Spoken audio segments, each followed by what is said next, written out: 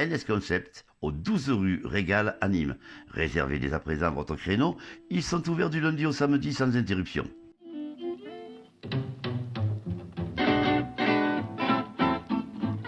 Jeans sur mesure à partir de 149 €. N'hésitez pas à vivre cette fabuleuse expérience au sein du showroom.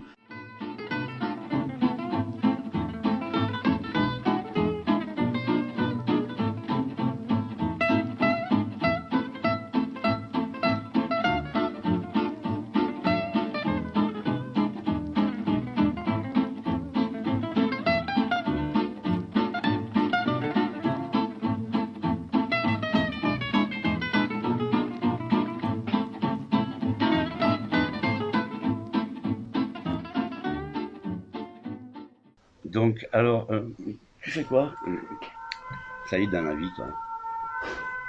Donc, moi, je viens de finir mes études en juin. Ouais. Tu es jeune, quel âge as-tu? J'ai 27 ans. D'accord. Dis donc, et je crois savoir que tu crées une entreprise, c'est ça? Tout à fait. Je me lance dans l'aventure entrepreneuriale. Je crée un centre d'examen du passage du code de la route qui va bientôt ouvrir. Donc pour moi, c'est une aventure. Je me suis dit, voilà, c'est maintenant ou jamais. À 27 ans, c'est maintenant ou jamais. Il faut se lancer. Gonflé de le faire en ce moment. Hein. Tout à fait. C'est une prise de risque. Donc ce centre, il se situera où alors?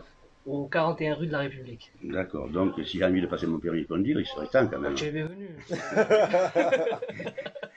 C'est bienvenu, Patrick. Et toi, tu es plutôt dans le milieu associatif. Hein? C'est ça, moi je suis salarié dans une association qui est basée à Nîmes et dans Civille gardoise. D'accord. Je suis coordinateur adjoint. Et donc, vous faites quoi? On retrouve quoi? Alors, l'association, elle a plusieurs pôles. Hein. On est dans l'insertion professionnelle, dans un accueil collectif de mineurs. On est dans la solidarité, on a une boutique gratuite sur le quartier Richelieu. On est dans... C'est quoi cette boutique gratuite? Alors c'est la boutique C'est Cadeau, c'est une boutique donc qui est pris modèle sur les free shops en Allemagne, où en fait tout est gratuit. Nous on récupère ce que les gens ne veulent plus, on le récupère et on le nettoie tout ça et on le met à disposition. Ah mais c'est là où quelqu'un m'a dit il avait laissé sa femme là-bas parce que...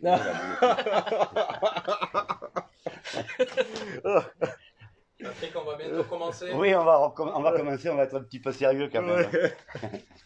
5, 4, 3, 2, 1, c'est parti. Circuler, il n'y a rien à voir. Le saviez-vous que le virus ne circule que de 21h à 6h du matin? Richard Bohringer disait « C'est beau une ville la nuit ». Désormais, nous pouvons dire « C'est triste une ville la nuit ». Alors, reconfinement, pas reconfinement, à l'heure où nous enregistrons l'émission, nous sommes mardi, nous ne savons pas trop ce qui va se passer, mais enfin c'est important de le dire, tout simplement.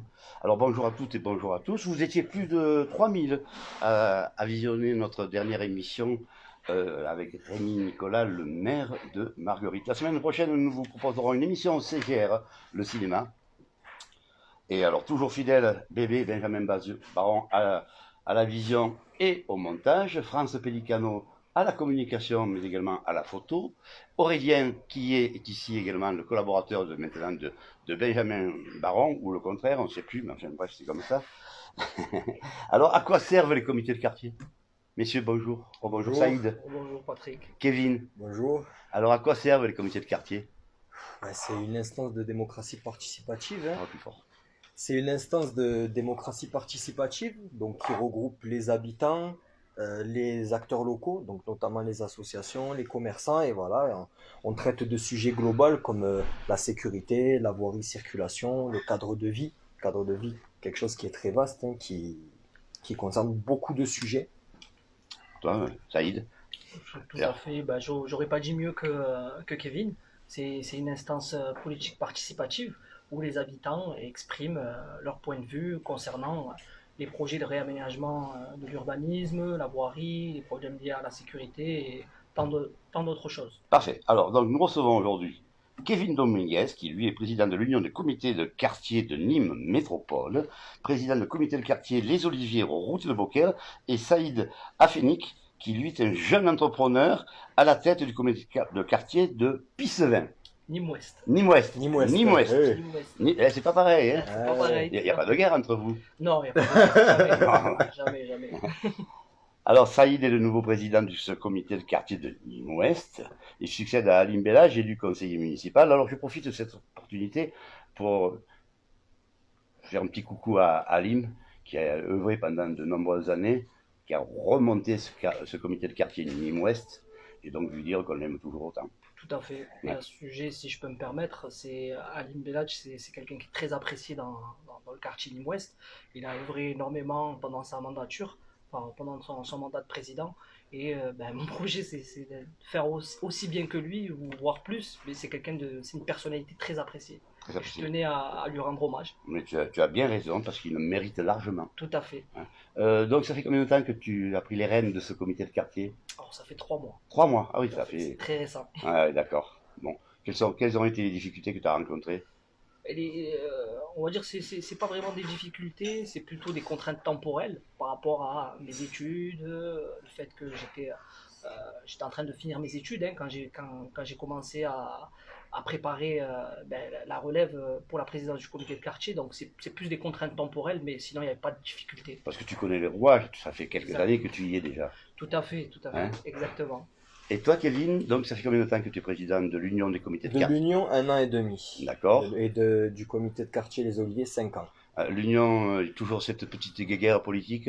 Ah non, c'est fini. C'est fini? Ah non, c'est Alors, fini. vous avez c'est tout fini. balayé? Ça y est, tout. Moi, c'était quand on m'a élu président, c'était vraiment la tâche qui m'était confiée, c'était de faire table rase de tout de tout le passif et de repartir sur quelque chose de neuf, hein, tout simplement. Bon, on a une tradition ici, on a la question de bébé.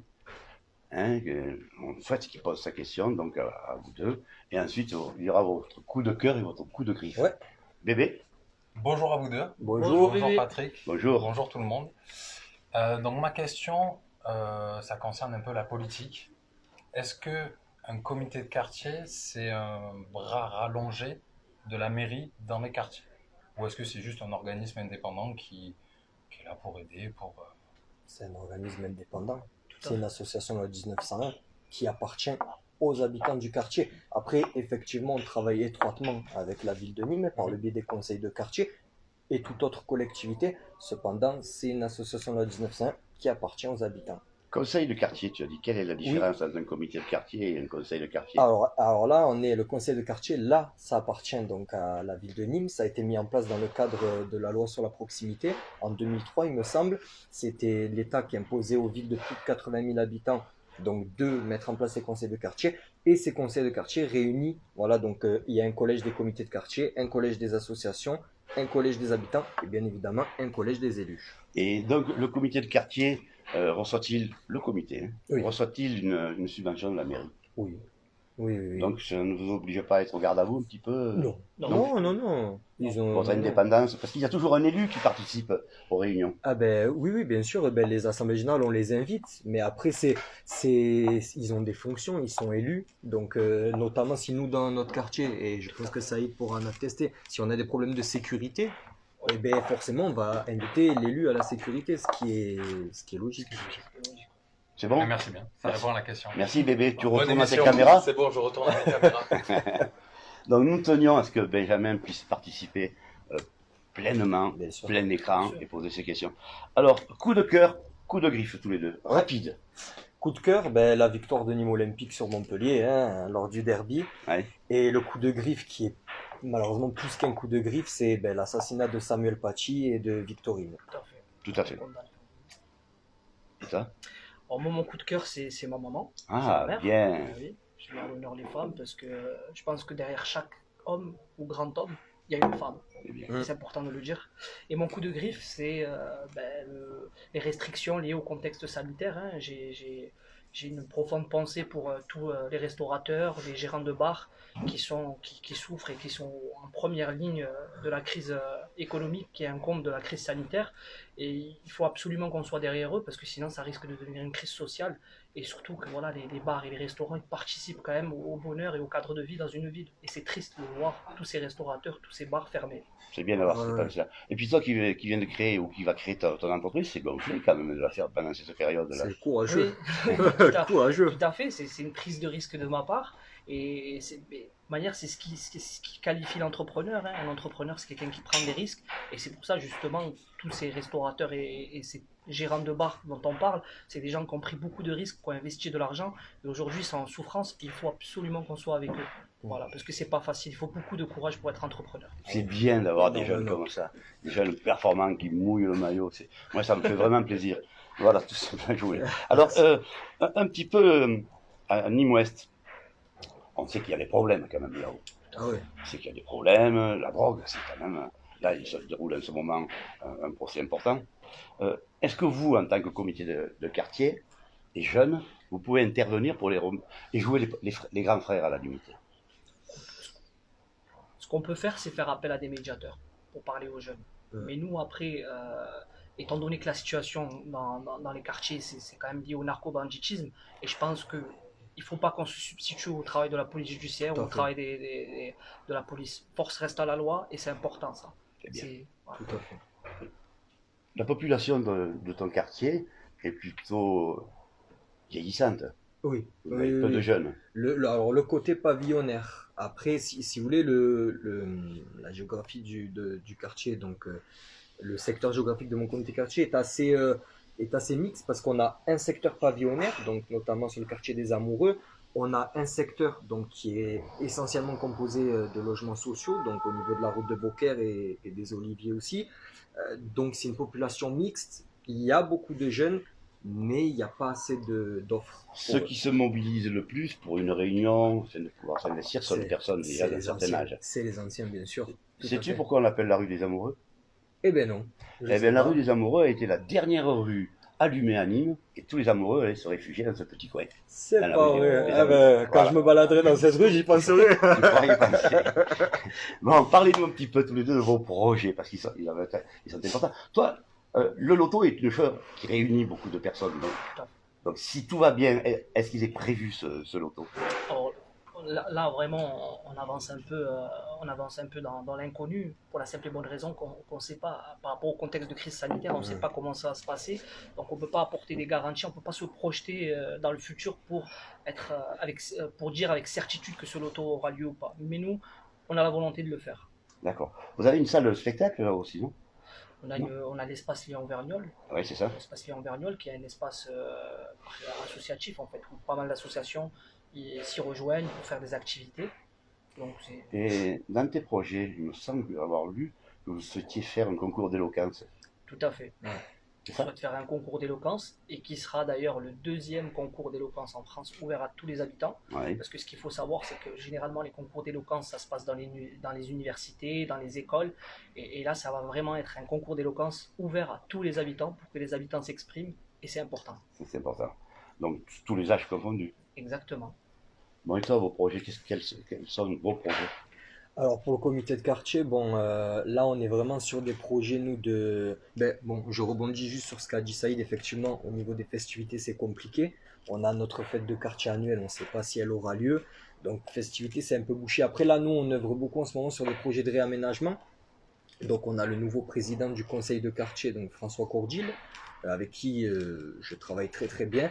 Et voilà, on est sur des projets de réaménagement donc au niveau des oliviers, redynamiser les oliviers, voilà, donc par l'installation d'équipements sportifs. Alors, je précise pour ceux qui ne sont pas de Nîmes, les oliviers, ce ne sont pas les arbres. Hein. Oui, Hein? oui, c'est une quartier, ouais. Non, parce qu'on vous regarde aussi bien à Nancy qu'à Strasbourg. Oui, tout à fait, c'est vrai. Au Canada, important de le préciser, ouais. C'est vrai. Donc alors, remettre en place un petit peu ce dynamisme au sein de... C'est ça, par le biais de l'installation d'équipements sportifs. Là, ça a démarré avec la construction d'un city stade.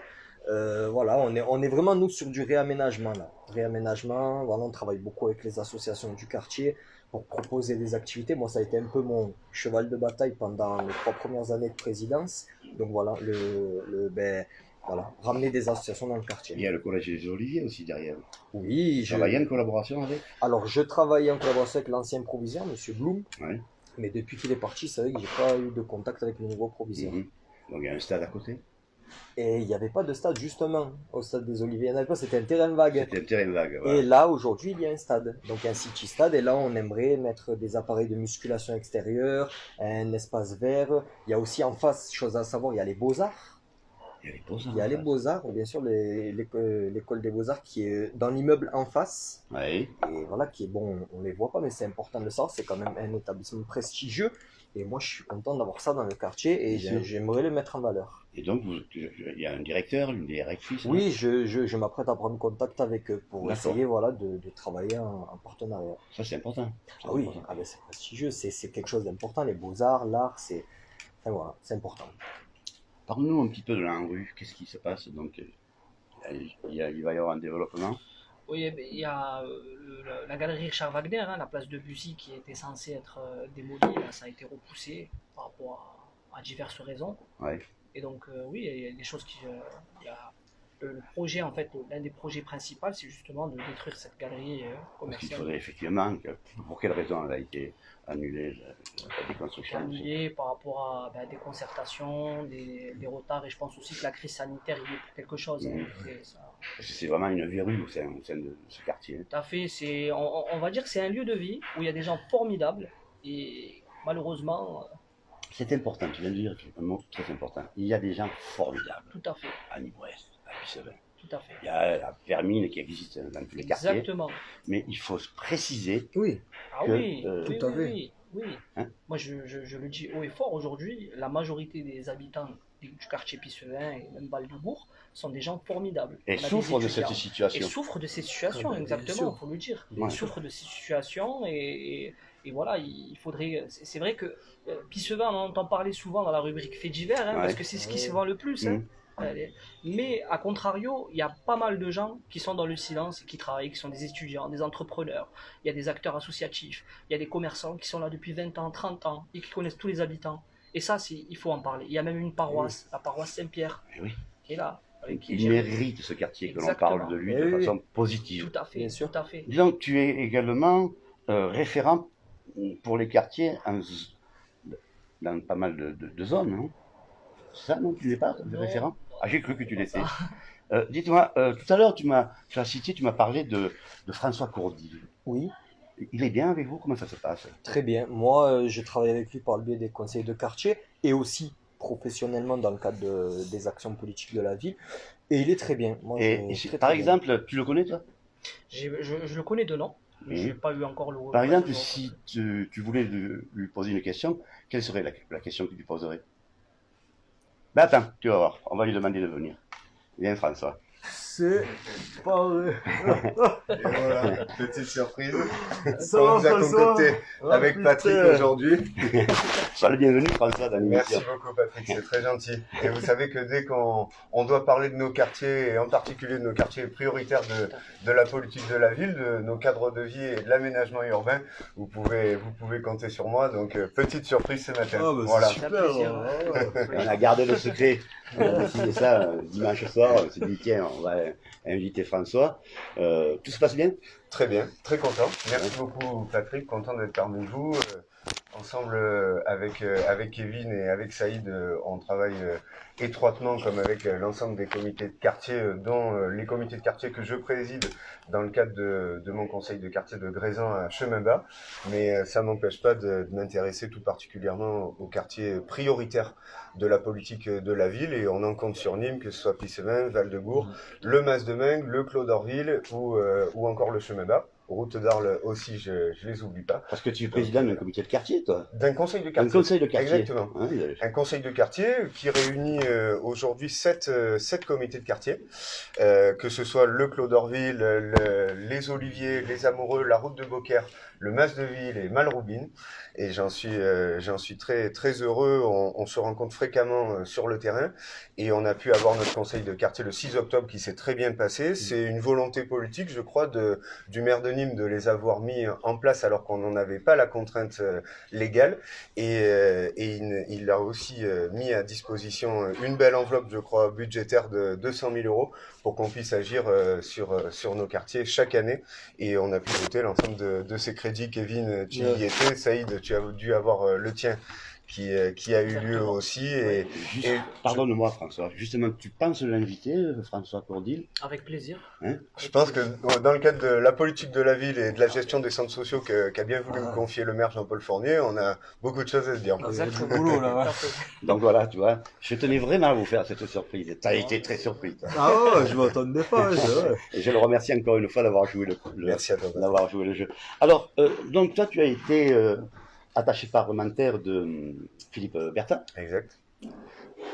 C'est pas trop difficile de passer de Philippe Bertin à Jean-Paul Fournier parce que ce sont deux caractères différents quand même. C'est deux caractères différents, mais c'était l'engagement que je voulais mener. Et j'ai toujours eu une affection, un respect et même une admiration, je peux le dire, particulière pour l'action qui a été menée par Jean-Paul Fournier. Et aujourd'hui, je suis au sein de cette majorité municipale avec la confiance de notre maire. Et j'en suis vraiment, vraiment heureux. Et la transition, non, c'est Et tu très es bien passé. l'un des plus jeunes au sein du Et conseil. je suis même le Benjamin Tu es le Benjamin. du conseil municipal. Ouais, oui. Ouais, Mais exact. la famille Courdil, c'est une vieille famille, ça.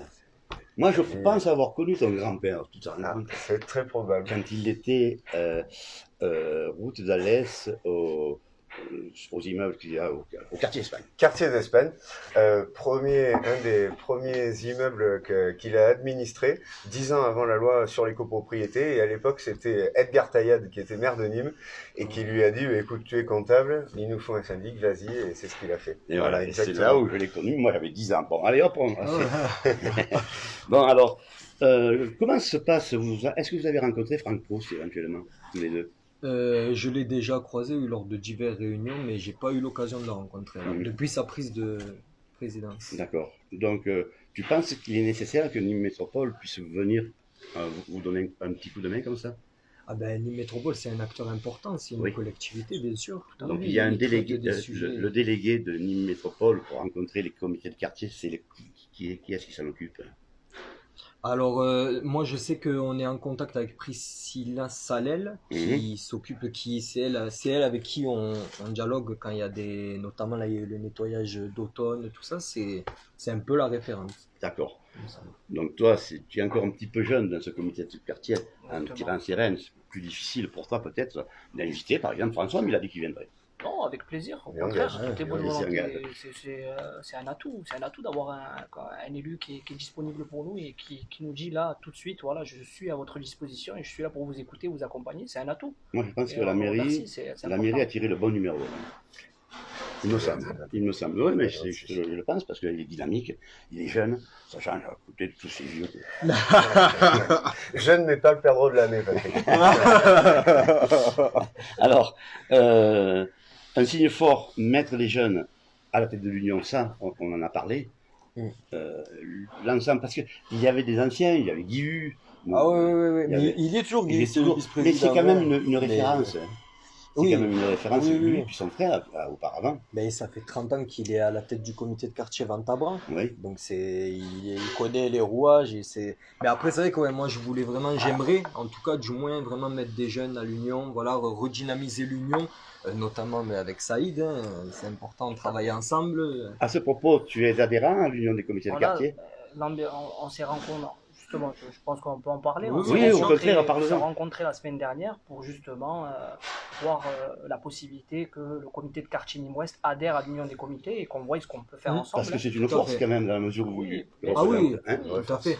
Puis il y a quelque chose à soulever aussi, c'est que pour le moment, à l'Union, les comités donc, qui sont présents à l'Union sont uniquement issus, la plupart, des garrigues, enfin, ou du moins des quartiers de cette typologie. On n'a pas de quartier prioritaire dans l'Union. Donc, à part forcément mon comité qui a adhéré à l'Union. Hein. Mais voilà, c'est pour ça que je trouve important, voilà, des gars comme Donc, Saïd, des comités. Il était important aussi de laisser à part cette politique qui a tout bouffé dans les comités de quartier. Qu'est-ce que tu en penses? Parce que c'est vrai qu'il y a eu des problèmes auparavant.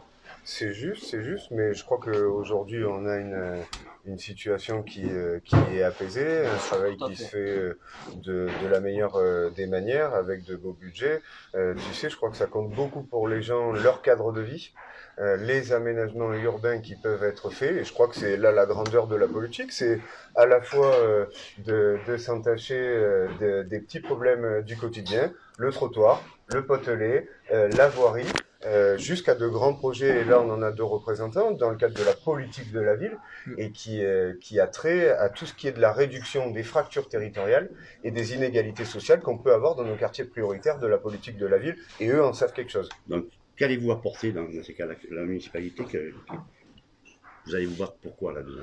Ben nous, on se bat, que ce soit en termes de logement, d'habitat. Je crois, tu l'as dit, tu as connu mon grand-père, ça fait 4 générations maintenant à Nîmes qu'on se bat pour ça. Nous, ensemble, on est en train de le mener. L'environnement aussi, c'est une problématique qui compte. La végétalisation de nos quartiers, c'est important. Le maintien du lien social et des services sociaux, j'en sais quelque chose avec la charge des centres sociaux qui sont présents sur nos quartiers prioritaires de la politique de la ville. C'est tout cela qu'on va mener ensemble et qu'on mène déjà. Qu'est-ce qui s'est passé avec... il y a un retard avec la galerie Wagner?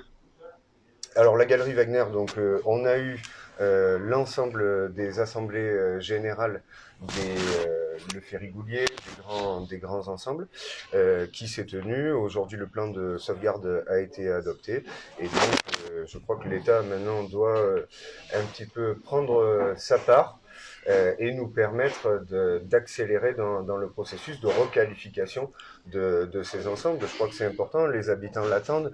Aujourd'hui, la galerie Wagner concentre des problèmes, mais ce n'est pas ma délégation, c'est la rénovation urbaine.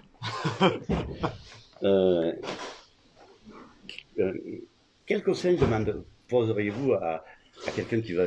Donnez-nous envie de venir vous rejoindre dans votre comité de quartier. Qu'est-ce que tu pourrais proposer, toi, Saïd?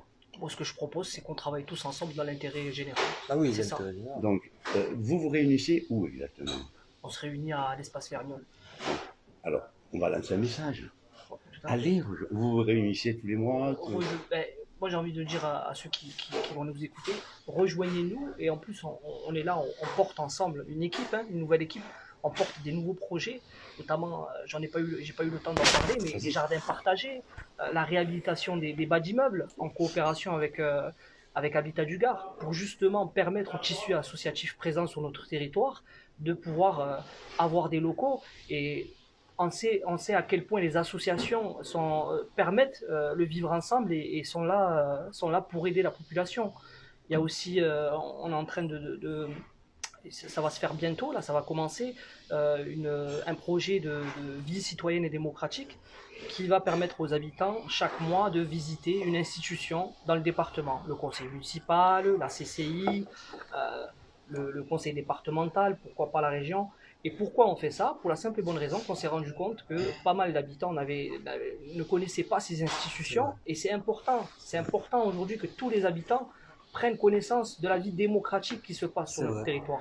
Patrick, si je peux me permettre, là, on se rend vraiment compte de l'impact de terrain que peuvent avoir les comités de quartier et de l'impact qu'ils peuvent avoir dans la démocratie de proximité, qui se joue au sein de vos structures et avec les habitants, mais aussi dans la participation citoyenne. Vous en êtes de vrais acteurs.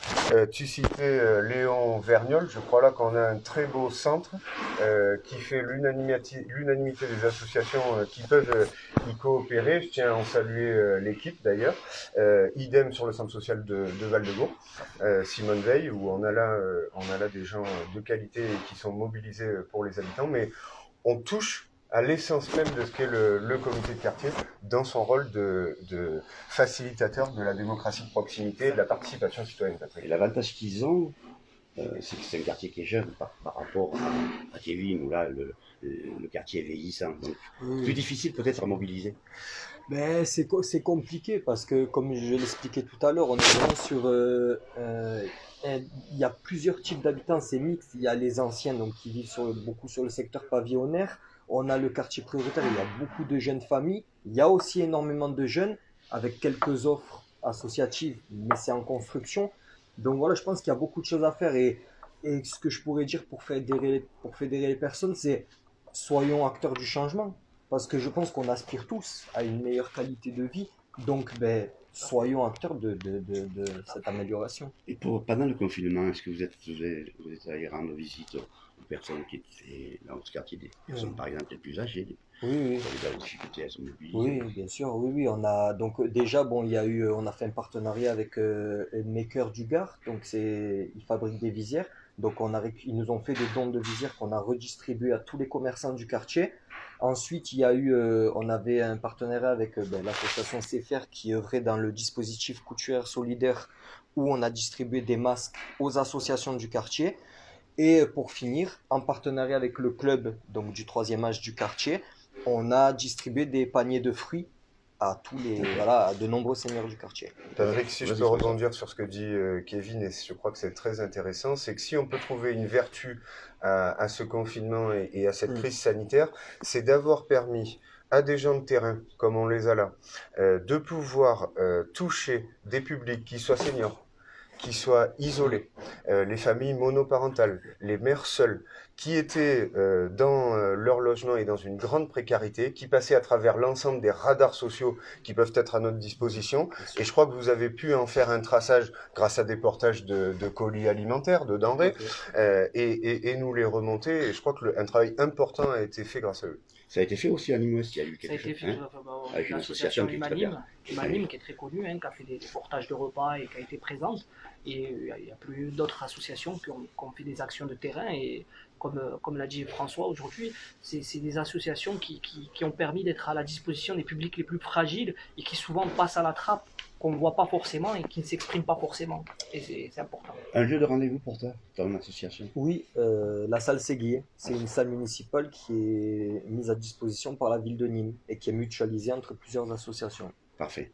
Bien écoutez, l'émission... Oui, vas-y. Je tenais quand même à rendre hommage au secrétaire du comité de quartier, Laouni Benkeda, notre cheville ouvrière, qui est présent. Qui est présent depuis de nombreuses années. Exactement, qui est impliqué dans la vie associative, qui est vraiment un homme de terrain. Et aujourd'hui, il n'est pas avec moi aujourd'hui, mais je lui rends hommage. l'amener justement. Exactement. Bah oui, j'ai même cru que c'était lui le président à un moment donné.